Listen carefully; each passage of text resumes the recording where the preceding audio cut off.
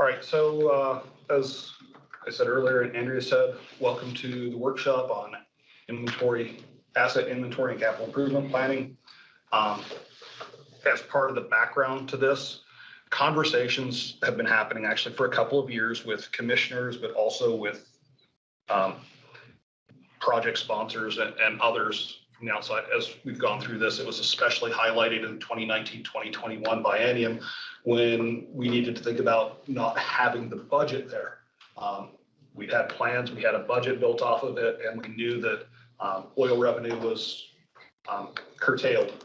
Prices had gone down, production was down, and we had to actually come back to project sponsors and say, do you really need these projects? Eric really came forward and pulled some stuff themselves at that point in time, but it brought up the idea that we've been incredibly fortunate in since 7 biennia ago, I think the budget was $20 million and for a biennium, and look at where we are now. And we understand shale oil plays, those sorts of things, they have a life. There's a peak production and there's a cap to them, and we expect at some point here in the near future to be actually going in the other direction. So then the question becomes, how do we responsibly manage the infrastructure we're helping communities get out there, and how do we help them understand what they have responsibility for so that they can sustainably manage them, whether or not we're able to participate at the same rates or at all in the future. So it's just that responsible thing to do in terms of the state's making incredible investments, as are the locals in this infrastructure. And so it became then an idea of, well, awareness is the one thing we could probably do. Put it on paper, put it in some organized format, make them very aware of what they have and what the future might hold in terms of demand on resources, those sorts of things. So that's why. And then those conversations went further, and in December of 2022, we went through our major policy process, which included meetings during that summer, and during that December of 22 timeframe, we were told to move forward with this. In October of 2023, the policy was approved, the tool was approved for use, and we were instructed to do a workshop or other outreach like this as a part of that. The policy is now in place. It will start to begin being implemented in July of 2024. The BAIA CIP will be required to be part of a project application for water infrastructure, water supply infrastructure. It's not yet required on drainage, water management, flood management conveyance projects. This is specific to water supply appurtenances and distribution systems. So, are there any questions over where it came from? Why we're here today? So we've made tools in the past. The commission asked us to develop another tool. So pretty much in the same process, the same way that we went about development of the economic analysis tool, the life cycle cost tool. We now have downloadable off of our site the basic asset inventory and CIP analysis tool right there in the cost share tab on our homepage, and we will update it over time. And so if you have an opportunity, please take a look and make sure the versioning you're using is consistent with the newest versioning. We were directed to establish a working group. We did that.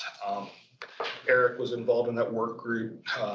Jeremy Schuler for rural water was involved in that work group. We had municipal participation with David Juma on that working group. We had a couple of staff that were on that working group, along with League of Cities representation and a couple of commissioners. That working group looked at several different things that we brought forward in terms of guidance and for basic asset inventory and CIP planning. What we chose to use was the Texas version of their model that's put out by their DEQ. We did contact Texas, and they said we could beg, borrow, steal, or any part of their documents that were out there. So we got permission from them to use part of their documents. So we used that basically as the format for the guidance document that came from this process.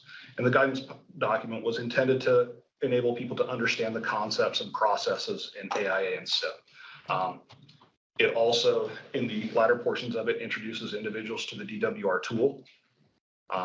Goes through some of the pages and some of the tabs and how those might be used and what would be provided into those things. And it also goes through explaining a couple of the summary charts and helpful graphs. One of the things I will add is that there are only a couple of charts and graphs in there. I can imagine a lot of other tools or graphs that could come from that would be very important to local practitioners and to communicating with city councils and others. We've had a few discussions of those. When we get to those graphics, I'll bring up at least one example of a chart that has gotten a lot of discussion that you guys might think of adding. It doesn't mean that if it's not in the tool, you can't add it yourselves.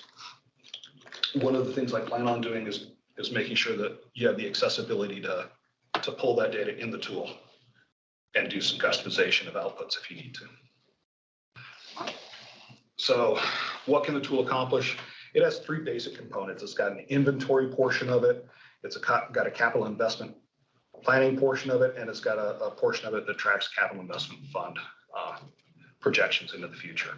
The intent was it was supposed to be simple. It needs to be applicable to the smaller systems, but also extendable so that those larger communities that might not already have a tool or that have a tool and want to import it across to this tool can do that. And so we're trying to hit a very broad spectrum with the same tool, and we recognize that. So there might be some growing pains here, and we want to be adaptable. So if you guys see issues with it or come across problems, let us know.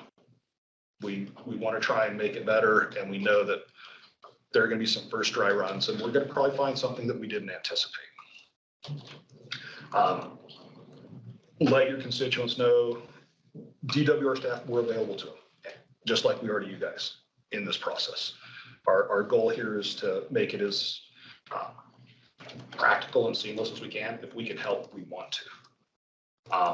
And then the other part of this is to encourage local authorities to apply the results of this when they're doing their rate analyses. It's because even if the information's there, if you don't take some action with it, it becomes just an exercise, a checkbox in an application. And that's not our goal. That's not our intent. Our intent is to inform decision makers and have them use that information. So we'll get started. What I'll do is I'll just open up the tool itself. And so I would like to also point out very specifically and thank Jared and Bartlett and West. When we looked at different tools that were out there, we looked at DEQ's tools, Texas DEQ tools, a bunch of other tools that were already out there. Jared was working on an asset inventory tool or product for our Devil's Lake outlet at the time. And in conversations with him and Bartlett and West, they were agreeable to us basically taking the skeleton that they built in this thing, as well as some of the really useful portions of it and organization of it, and allowing us to customize it and improve it and basically make it more targeted to what we specifically needed. So thanks, Jared. We appreciate you and Bartlett and West being willing to let us work with the tool, as opposed to reinventing the entire wheel. The first thing that I tend to do when I open an online tool like this, and this is just a force of habit, is I save the file. I go back to save as, and I find somewhere for it, and I give it a new file name. And I very frequently put in something like sponsor, project, and then I always do date formatting like a nerd, which is. And so when you open these tools, please save these things. This will be me on a soapbox for a moment, pet peeves. Every LCC I get is named the same thing. It's just straight out of the download online. If you save them this way and you put a name to it right away, it makes it easier for you and your organization. It also makes it easier for us as they come in, so we know specifically what file goes to what project or what sponsor. The first page of the tool is one that we added to it, and there are two elements to that first page. It's basically general information about the project sponsor and the project itself. So that's the name of the project, the inventory date, sponsor information and contact, and if they're using an engineer or consultant, their information and contact, so that as we're reviewing this, finding the person to talk to as you have a question is easily accessible, as opposed to going back to project files and trying to find a series of communications and who the appropriate party is to talk to.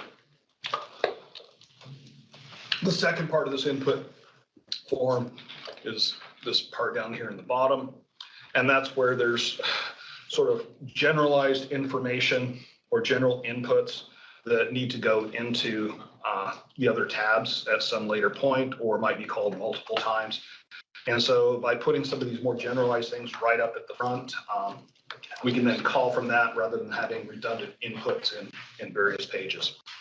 So what we have in here, the number of customers in the system, the various interest rates that you're going to be dealing with, what annual contributions might already be, what their existing assets, basically cash fund assets already are. And then we also have a spot in here where DWR basically put a received date on it so that we know when this one was sent into our system to satisfy policy needs. And then there's also going to be a versioning portion at the bottom. So is there anything you guys think of that we have missing on this basic input page that needs to be tracked with the project? Are these all required fields on this tab? I haven't set them as required, but they would be required. Do you need it to fill out the rest of the work? Yeah, I haven't put those controls in it. We could. I've tried to leave it relatively open if I can. But the expectation would be that you would fill this part out completely. And then the next series of tabs that are in there are really the main input tabs for a system. Currently, they're organized by, we have 5 tabs that we've entered in here. It doesn't mean you can't rearrange or reorganize how you keep track of your asset inventory. The way that we currently have it is we have sources and treatment, we have storage and pumps, we have mains and distribution lines, we have other assets and appurtenances, and then just an other assets category. And the thought there was that was more of a breakdown by the types of projects that we get in and what they tend to bucket themselves into. Doesn't mean that projects don't cross buckets or those sorts of things, but from the practical side of the user, and by user, I mean Eric's users and the cities and others, do those particular types of tabs make sense to you guys?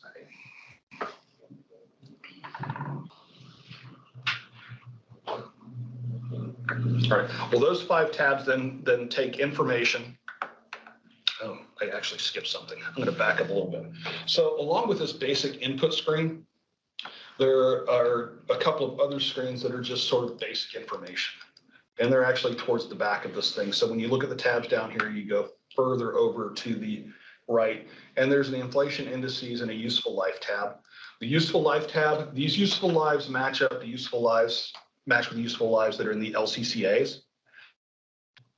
Those were, if you remember the process where we got input on what values to put in those with you and many of your colleagues, that's where those values came from. However, if there's a reason to change them, brand specific products, those sorts of things might have a different useful life. This is where you can change that. And then the inflation indices, this is just a place where you can calculate inflation indices. And here are a few examples of sources of inflation values that you might want to use. Put in your inflation rate and just note the source, or, we chose it ourselves as the inflation rate for each of these different types of things. The first one actually applies to 3 of the tabs, and the second 2 apply to individual tabs. We could separate that back out if we ever need to. I'm going to guess most people are going to use pretty much the same rate for just about everything. But if you use those tabs differently, this gives you the freedom to have something different that inflates at a different rate than the rest of the system's resources. And Jared, I would encourage you to chime in anytime you have something you want to add. Yeah, basically what we have is a historic database of CCI inflation or CPI inflation that we just create a index for a given client that we work with. And this was just kind of a repository for, maybe you've kept data for a few years, or maybe you have several different sources of inflation, to create an average across different assets, because sometimes it can be hard to find a specific one. But I think that Dwayne's intent is to leave this pretty open as well. However you or your client want to apply inflation for a capital inventory. Yeah, and I know Bureau of Labor Statistics and others have very specific inflation rates you can choose from, because there's the large capital project inflation rates. There are, if you're dealing mostly with wood products, there's wood product inflation rates. So there are a very large number of more specific inflation rates out there that you can look at or choose from. The vast majority of people just use the CPI, Consumer Price Index. So those are two tables that you can basically customize in that early process before you go into the actual putting in of the data. And part of the intent here with these 5 different tabs is to, especially for the smaller systems, is to sort of split things up so that you go into one tab and you address, a couple of items that fit in under that tab. And then you go into the next one, you address a couple of items, and before you know it, you've got your whole set of inventory in there. That way it's not as daunting, just one giant laundry list. And it also allows you to do some other organizational things with it by having it broken out this way. And so we have sources and treatment, storage, distribution, basically appurtenances and other assets. And as you look at those, they're basically the exact same inputs for each of those. It's just they're organized by those different inputs. And one of the things I'd asked when I sent the agenda out was for you guys to bring examples, and we'll throw in assets and fill this in with practical examples as we're working through. So I would encourage people to unmute their phones, and if somebody has something out of a source or a treatment category, we'll start by entering that. I prefer the use of practical data.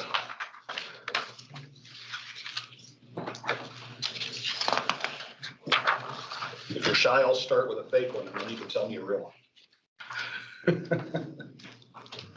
So, you have good youthful eyes. Can you read that one? First one across. Sensors.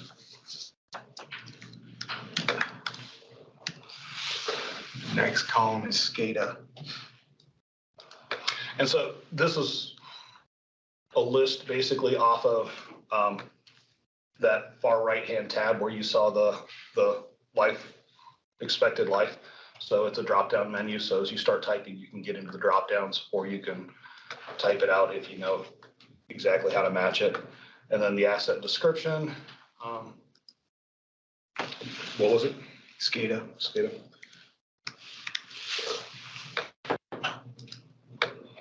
And if you have a unique ID for it, that you import, either that or else you can put in your own unique ID.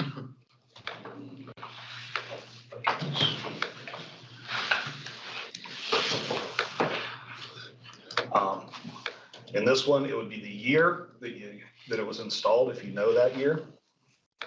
And so 2016.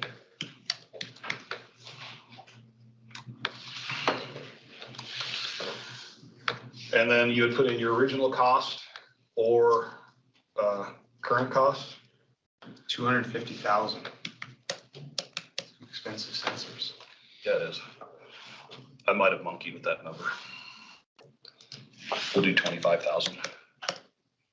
We'll stay closer to realistic. And this original cost or current cost is a drop-down menu, and it's something that you pick. So if the 25,000 you put in there was off of, we have a really good idea as to what it was in 2016 when we put it in, or a good enough idea what it cost in 2016 when we put it in, we can use that cost. Or if we know what it costs today, you can put in today's cost, and then you would just choose whether it's the current cost or the original cost. Which one was it on that? Oh. So that was what it originally cost. So then what it would do is it would actually use price inflator on it. And then the next part of this is looking at the condition of the asset. And then the part that'll follow that is looking at the risks associated with the loss of that asset. So the condition of the asset is another drop-down list. And this is going to be between the sponsors and consultants in terms of an evaluation of what kind of condition do you consider it to be in. It might be from a study that you've done, or it might just be something that you're making a guess at, but you're just picking whatever you can, the best you can. So it's basically a 1 through 5, with 5 being it's in bad shape, it's a complete replacement, you need to address it soon, and 1 being in good working order. And I guess it doesn't really matter. 3. So, and then the date the assessment was completed.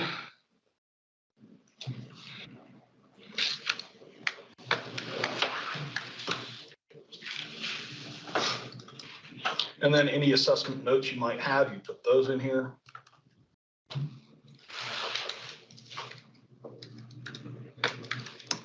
Like corrosion. If there's an adjustment to the useful life that you need to do. So if this is something that can have like some sort of extraordinary maintenance done to it that will extend the life beyond what the booked useful life would be, this is where you would make that adjustment. Or it might be that there's something that you notice with it where its extended life or its useful life is actually shortened. You could actually go the other direction too. So, oh no, this is not going to last 40 years. We've got like 3 years left, which is going to put it at 30 kind of thing. So, and then the condition-based replacement year is based upon those other factors that came in here earlier, which is the installation year, the expected useful life. And so in here it says this is going to need to be replaced in 2023. And then we get into the idea of what each element in here means to your system and system delivery. And that's the risk side of this. And so what are the consequences of failure? Is this something that's integral to the citywide distribution of water or treatment of water? Or is it only something that's going to affect a neighborhood, a block, an individual building? Understanding what those consequences are, give you a rating here at the end in terms of that particular piece of infrastructure in case you need to prioritize. So I'm just gonna put this one low. And then the probability of failure. So you have consequences of failure, then you have probability of failure. And on probability of failure, it's basically a 1 through 5 again. So from a very low likelihood to a very high likelihood. And then it ends up giving you a rating score for that. And that's how you would go through putting in an individual piece of infrastructure. When Grand Forks has a question. Go ahead, Grand Forks. Dr. Poole, Jeff Slick, and a couple other rural water systems. We were kind of batting around, and for like the vertical assets, are you thinking that like going down to every sensor, like, you know, we take a water plant, or is this going to be like one, are you envisioning like one step up, like process, division, mechanical? Like how in depth do you envision this getting into? I expect that earlier on, there will be less detail than there would be in the future especially for the larger systems. I would expect to see assets grouped together where they have, you know, dealing with multiple city blocks of distribution line that are all basically the same age, the same condition. Be efficient, group those things unless there's a reason to look at them separately, like at some point in time where you replace a portion of it. So you might have 2,500 feet of something that's basically all in the same condition, and then you come back and do a project on 1,500 feet of it. At that point, you can separate kind of thing. Does that help? Yeah, I think so. I think that's where our thought process was.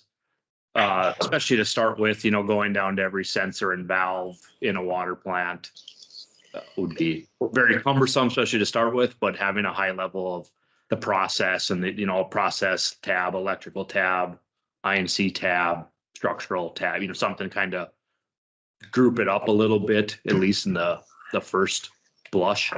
But that's also partly a sensitivity analysis to the community as well. That if individual components are a burden on their tax base or their ability to pay, at some point, you're gonna have to start planning for things at a more granular level. If grouping things together are not really a big deal, if something out of that bigger grouped category needs to be addressed, then it becomes less of an issue maintaining a detailed inventory and expectation, right?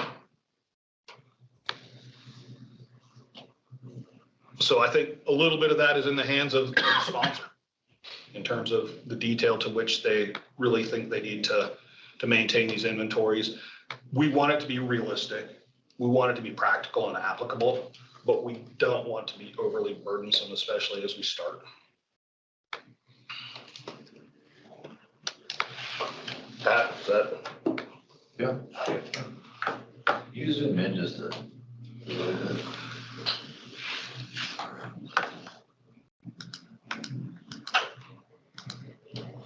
Is that helping people out there?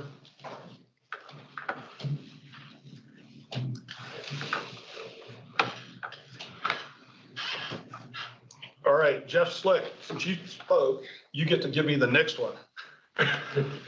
You were volunteered. Let's say cast in place concrete.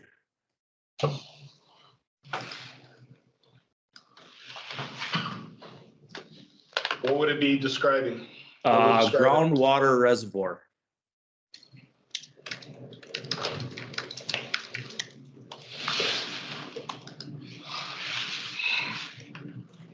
S002.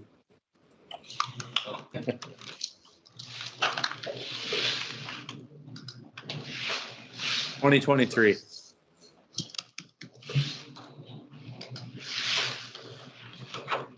$650,000.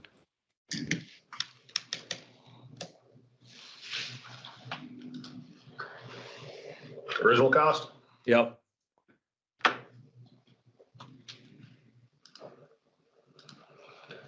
I'm gonna say good working order since you just put it in. I hope so. Otherwise, you got other issues.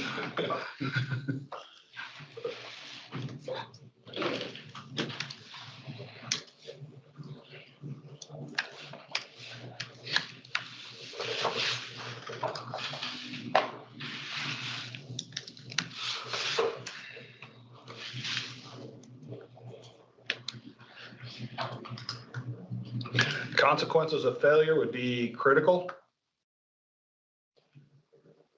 Yeah, I'd say if it failed, it's probably going to be critical. Probability, though, is Highly highly unlikely. unlikely. Yep. So let's just put one more on here and then we'll go on to the next tab. So I know Jeremy can come up with something. He was one of my reviewers and he used part of his data to test it. This would probably be a good place to put in a well. Instead of listing 50 of them today, we'll just do one.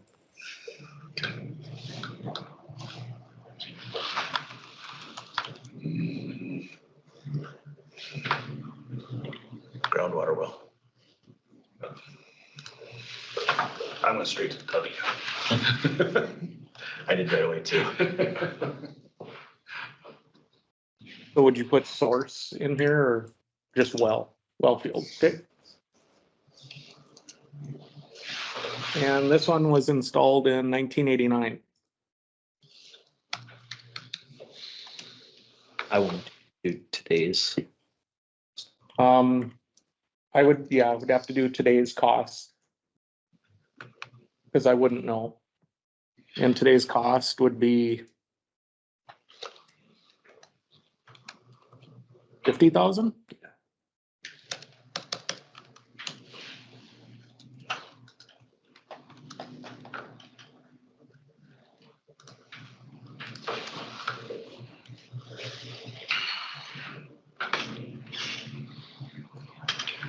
Can't see that far. What's it say again? Condition.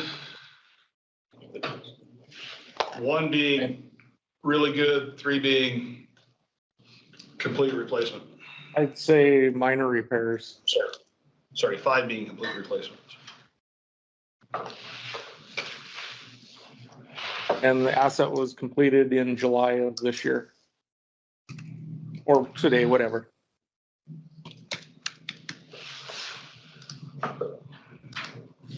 Conditional notes, assessment notes. Don't have to have them. What are, Like, was it good, bad, Oh. when you saw them? that's right. It appeared to be good. Working order. Fair. Fair. And in this, you basically have minor repairs required, which basically tells you it's kind of in the middle category. This might be a spot where you say something specific that you're watching deteriorate on it, or that might be a concern later. So the next person who comes along and looks at this, if they're looking at the asset list, they might know where that basically is. That's why I used corrosion up there. Or if there are other notes that are important to you, like it's hard to find. Look for the third tree in 20 feet to the east. I could easily see somebody who's a little more astute tying this to a GIS. Yep. Because it's just it's a database. You can OCDB the spreadsheets and other stuff too. No adjustments to useful life.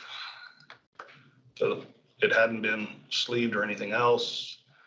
Consequence of failure, is it standalone? Is it part of a system? Is it? It could be, I would put it more as a high if we were only dealing with a few wells. Okay. And then probability of failure? Moderate to high, yeah, one of those. We'll just choose a category we hadn't chosen before. Yep. All right, and then for these other tabs, we can do the same thing. We can go through those as well. And I'll fill out a second tab here. And then if you guys want to continue filling out tabs, or if you get completely bored with that, then we can move on to some of the summarizing categories and show how this lays itself back out. So for this one, this is storage and pump stations, types of infrastructure. So I'll ask Jared Klabundy. Let's fill one out. Storage and pump stations, let's do a building. All right, Brick. pump house, brick pump house. Sure.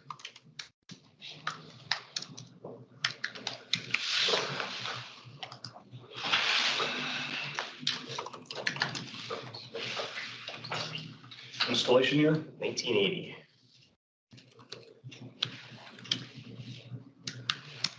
Current cost, 200,000.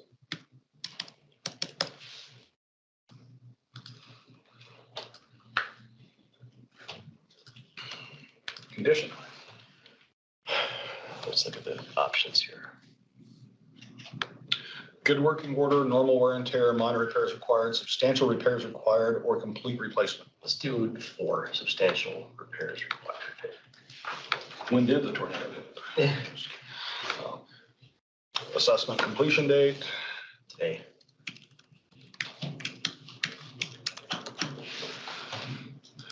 Any notes that you would add to the building? Is there a specific reason it's in poor condition? Leaking roof and cracked foundation.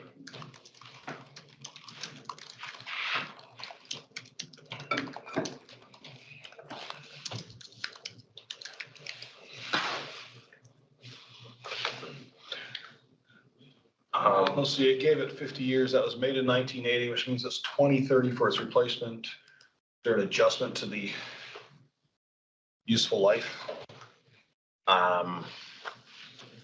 With the, no, I think that's, for now, that's a fair. Let's see how it goes. All right. And then consequence of failure. The building houses the pumps and the controls, so I would say it's critical. Probability of failure. Moderate likelihood, 3.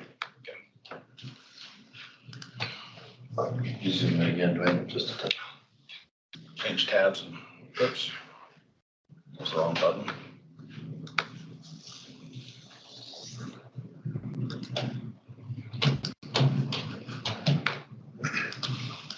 Plus sign below that one. So, Michael, you want to do one? Yeah, water, let's do a water tower. So, water tower tab. Or, yes. Water tower, Storage, reservoir. water storage. Yeah. Metal. Let's do metal. Let's do water tower.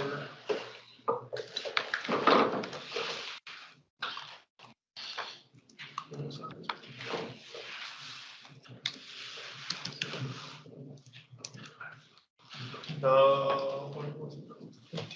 Let's do 1975.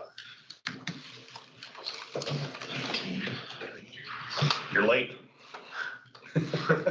Oh, I'm late. We'll have an adjustment factor. How about that? What it costs? Let's do $2 million. Current costs.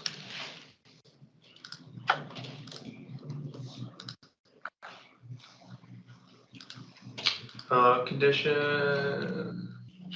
Let's do minor repairs. 3. Just an assessment. We just did one.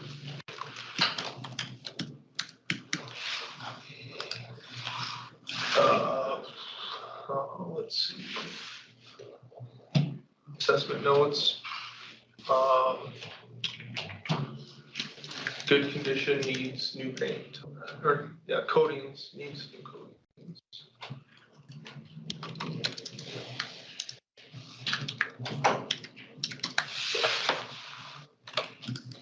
Say, let's do like a 10-year adjustment factor. So We just did a coating. you did coatings? Yeah. We did coatings 10 years ago, and I need some new coatings. So you're still 8 years past, so. Yeah, well, that's 3 is probably fine. Yeah. Right. And let's do one more. Anybody out there want to offer up another one that is specific to what they're going to have to think about? Go high service pumps. Something mechanical, I like that. Let me know when you see them. Creative. Pump equipment.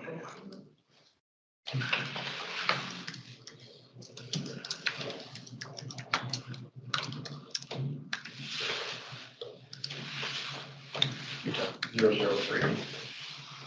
I'm just doing it. Just replaced 2023.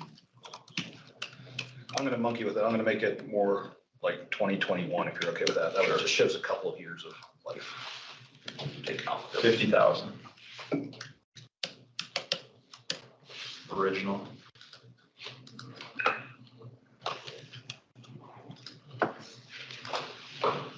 Good working order. Today.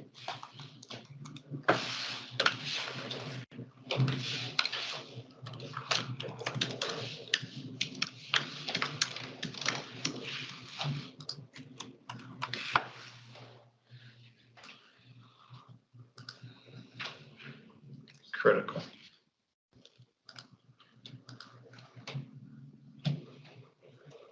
Highly unlikely at that point. Just if it's new like that. So we could then go on and continue to fill out these other tabs with mains and distribution lines or other appurtenances. If you out there have something that falls into one of these other tabs, please speak up and we'll put it in now. Otherwise, we'll move on to some of the summary documents. But I'd really like to address any questions that you actually have that are practical questions while we're here.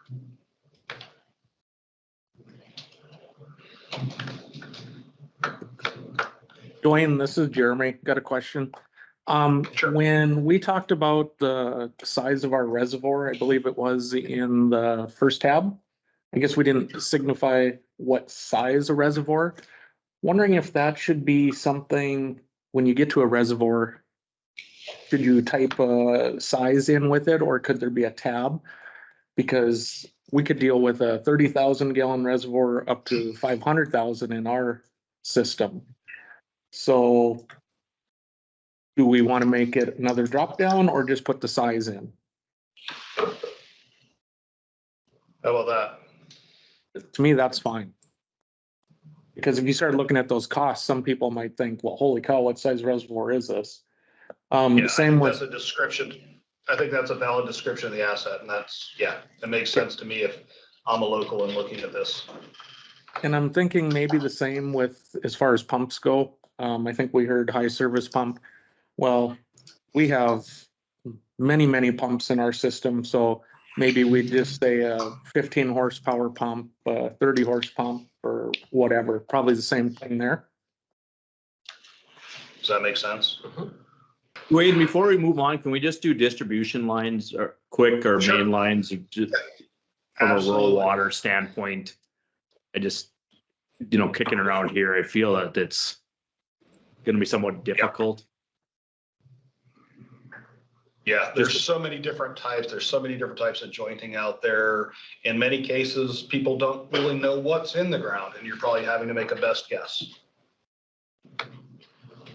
And I think part of it is, is it area, is it size, is it age, because it's like, how do you categorize 1,000 miles of pipe?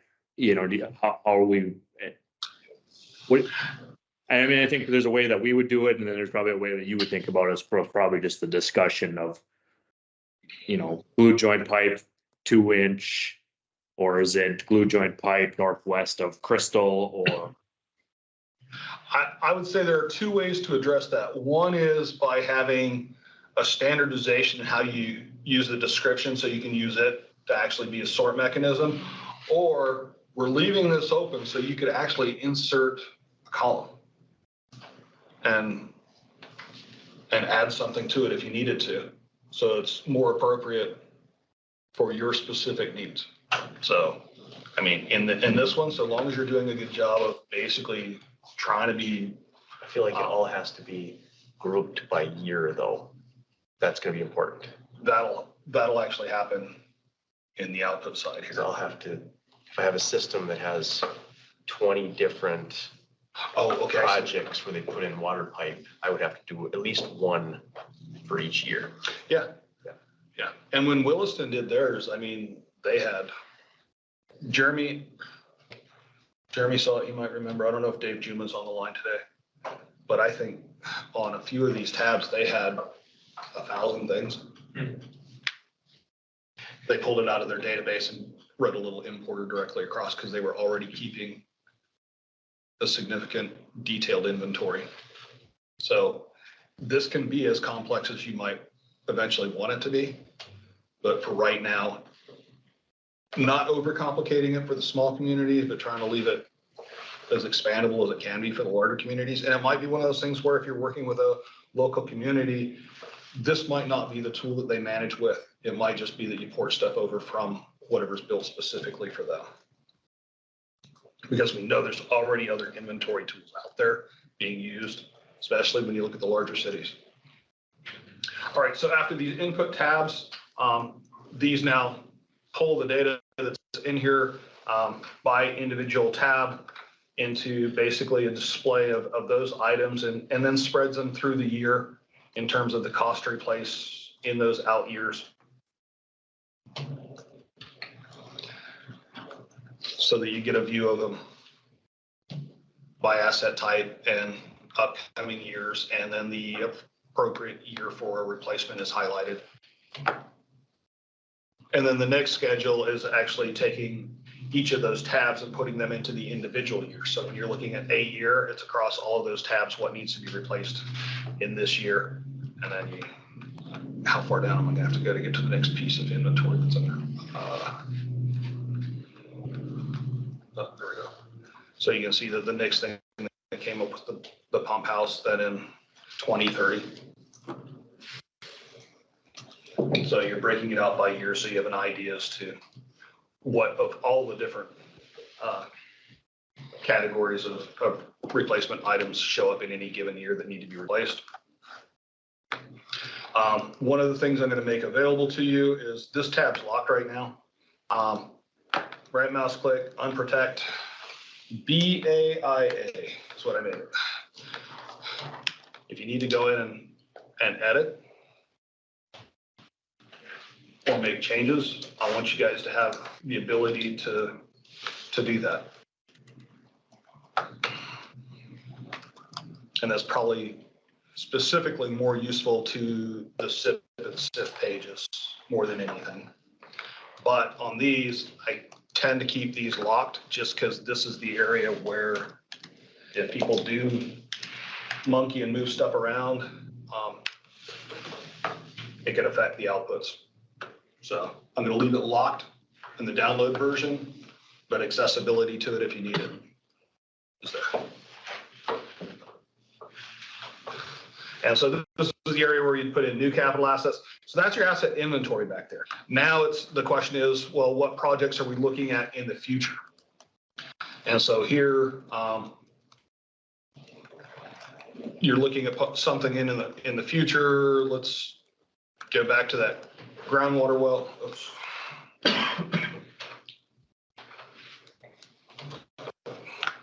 This one wasn't supposed to be protected.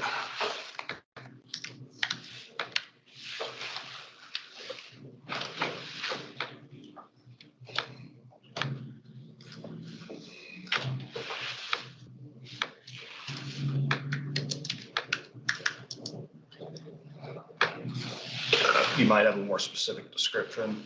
The year that you want to put it in.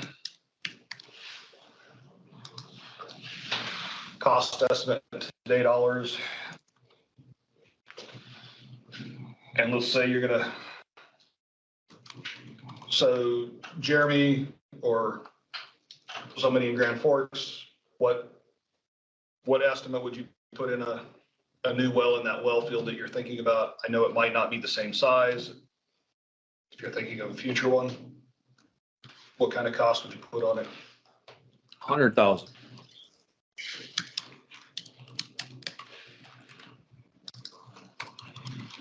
So here it automatically adjusts for the year it's actually going to get put in, and then it looks out then based on its life what the replacement cost is going to be on it when you eventually get to that replacement cost. You want the project you're applying for. One of the things I didn't do was when we were here, when we talked about filling this out, I did exactly what you shouldn't do, and I did not fill it out.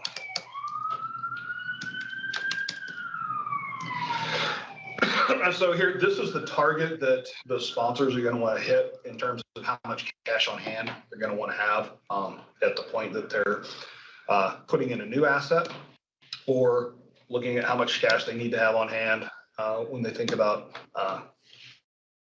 financing or grants or what is or isn't available, or how much cash on hand they're going to want to have when something in the existing system needs to be replaced. And so this is where you would enter then all of the new things that you want to add to your system. So the multicolored tabs over here are existing infrastructure. Here are your future projects. And You want the project we're applying for, Dwayne? what's that? You want the project we're applying for in there? Yeah, that would be the project you're applying for.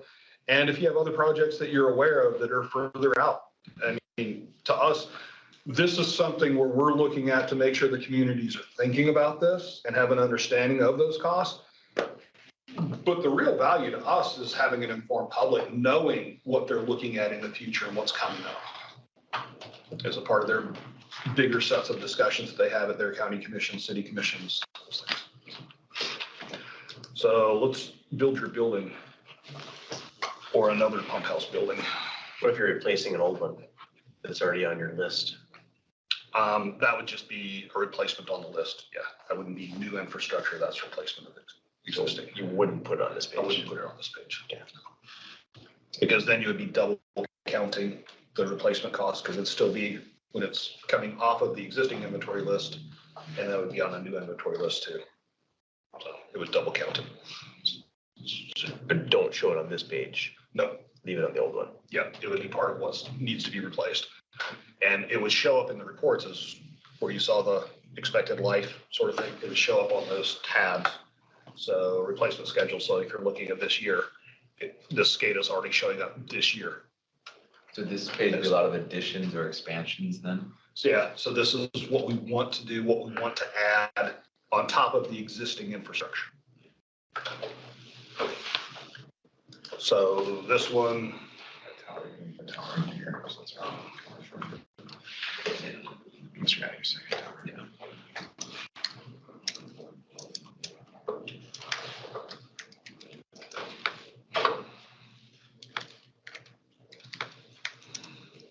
so midway between.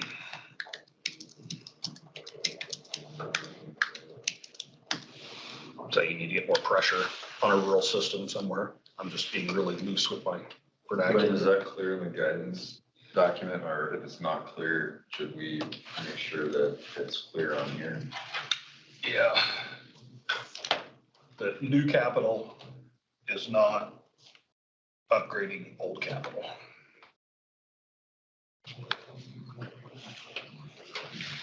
It's additional.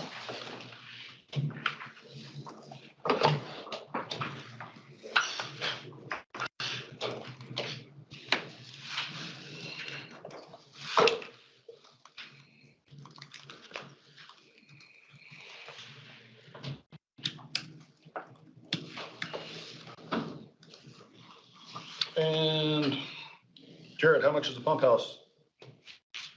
Wish- 200,000. So this would be, I'm thinking of a rural system with putting a pump in between two towns where they don't have enough pressure, so they're trying to get something maybe over a ridge or. 200,000. 200,000.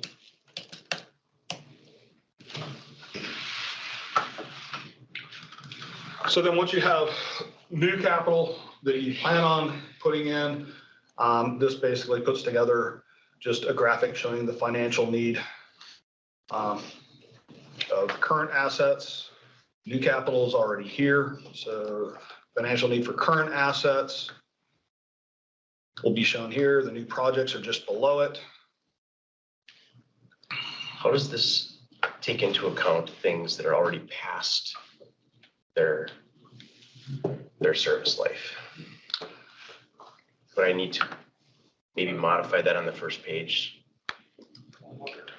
I think that's a good test for me to see whether expired is showing up. I think what I would have to do there is adjustments to useful life is you'd have to get it up to the current year. That's what I was thinking is the adjustment to useful life. If it hasn't been replaced, it's, Even though it's 20 years past its life expectancy, you'd have to put 20 years of adjustment to useful life on there. it's I'm gonna critical. bring it up to current.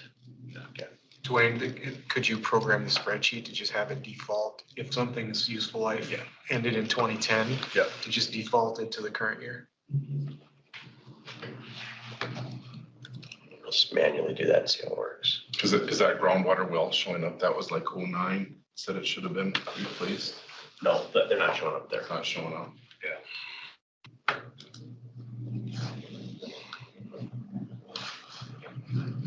It actually shows up on here as right now. It needs to be replaced. The question is it showing up? So it's showing up on one of the reports, but not the other.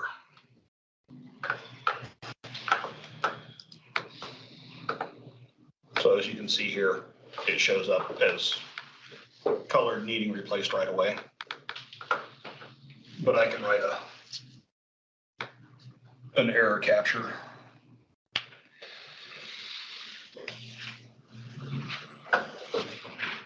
And make sure that's put into current.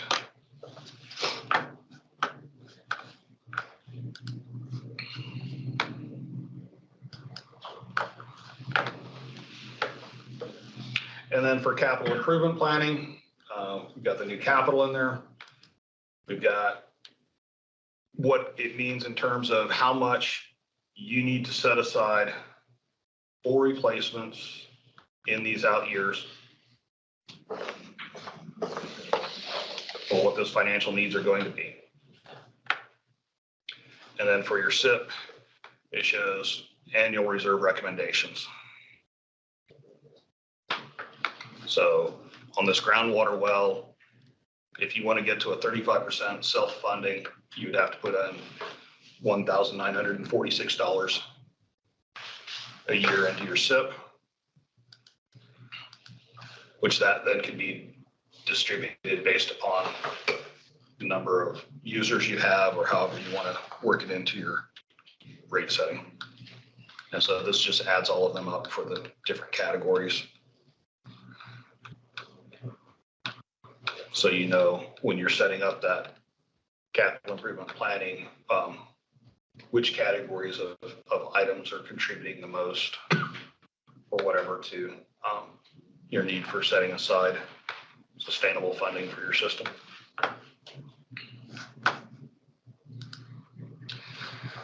And then this one is basically charting out just the annual deposits of reserves over time that you would be looking at. Jared Hubrooks and I have had several conversations over this, and one of the things that I've thought about that you working with your customers or those of you in systems that have some ability might want to do, you might want to look at annual reserves and capital accumulation and spend dates. So you can, because some people might react to the idea of, oh, we're putting that much aside and oh my gosh, we've got 5 million in that account now. Why is that just sitting over there? But if they look out 2 or 3 years, there might be a $6 million bill coming. And so maybe being a little more descriptive that way, depending upon your clients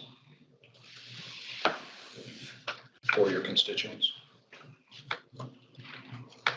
So this can be used for graphing in many of those different ways. And we basically put the data out here to the side so you can get to it and make your own graphs. And that's one of the reasons why I'm giving you the unlock code, is because this might not be the graphic that you want for whatever messaging you're wanting to give.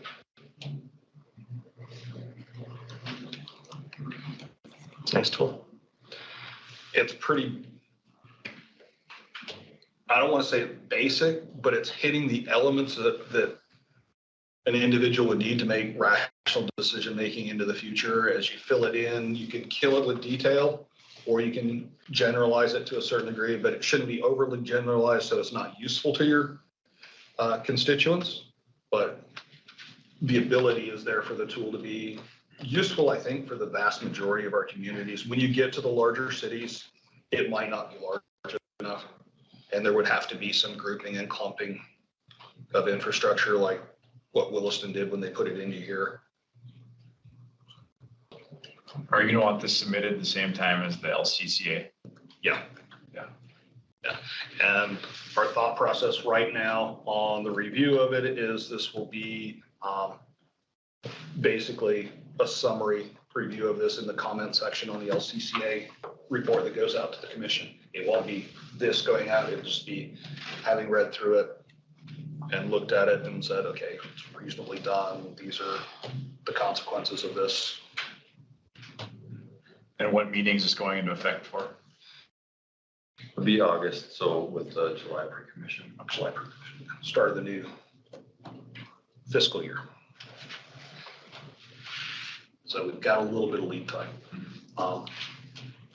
One of the commissioners, well, you can go back and listen when they talked about it, was not thinking that these themselves would become new lines of projects, but this would be something that you would have to do at some point and start to accumulate and get and help maintain as part of applying for projects and getting to the point of having a fully articulated asset inventory.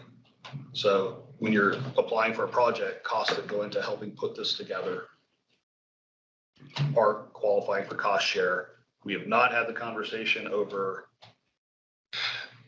GPSing this stuff and all of those sorts of details, but I think there would be probably some resistance to that level. So let's just say it's 25 grand to do one of these, just as a round number. I don't know. Some will be less, some will be more. How do you see that path then? Like town X just applies for cost share for it? Yeah, so this would be a requirement as part of your client's request for construction when you get to that point. Construction dollars. Yeah, Okay, you submit this when you're asking for that cost share, so. not for preliminary design for construction. Okay. Right. Yeah. Makes sense. So that could be part of the request. You're doing all the pre-construction work. And that's in the range that the commissioners, when they were talking about this, brought up is like, they were talking about, do they put a cap on it? And the numbers that they came with were 10,000, 25,000 was the cap. And they decided not to do anything at this point and see what starts coming in. If it comes in, if the preliminary dollars are funded, and that means the project's designed and going forward, and now this is getting handed in at the time you're asking for construction dollars because you have bids in hand. The usefulness of it at that point is obviously just so that the community or the system knows what they have. Because it'd be pretty hard to use it to kill a project or something. Yeah. After you've already spent God knows what on engineering and design at that point. Okay. So it's just more of a self-reflection awareness. Yeah. Building that knowledge base and making sure it's in front of them, that they know what they have and what the cost in the future is. Well, it's a nice tool. Nice tool. That was the only thing I could think of is at that point, is that when the LCCA is due as well? No, LCCAs are preliminary, and then at time of construction, EAs are at time of at application for construction.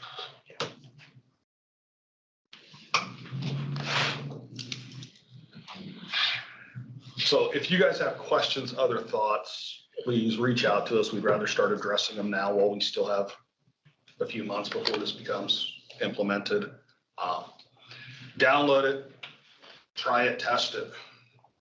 If you see other breaks, like whether the expiring ones are showing up, let us know. We want to fix it. I have a question. The 25,000 reserve fund, that's just a number out of thin air for now. The Water Yes. Commission's not recommending that the system has to fund a certain percentage of a reserve fund at this time. The policy doesn't say specifically. This is awareness, so we're hoping people are responsible as opposed to Big Brother. The other capital improvement tool will disappear, I assume, with this one. Yeah.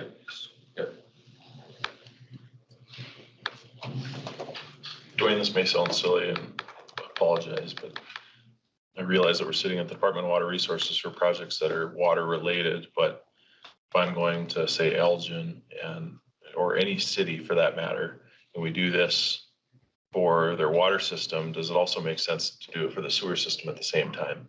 So can this be save as or adjusted or whatever? Do you want to see it as an entire city is looking at all of their infrastructure, or do you just care about water? Our responsibility is for the water side of things. If it creates awareness so the city's thinking about their broader implications of all of their infrastructure, that's probably a good thing.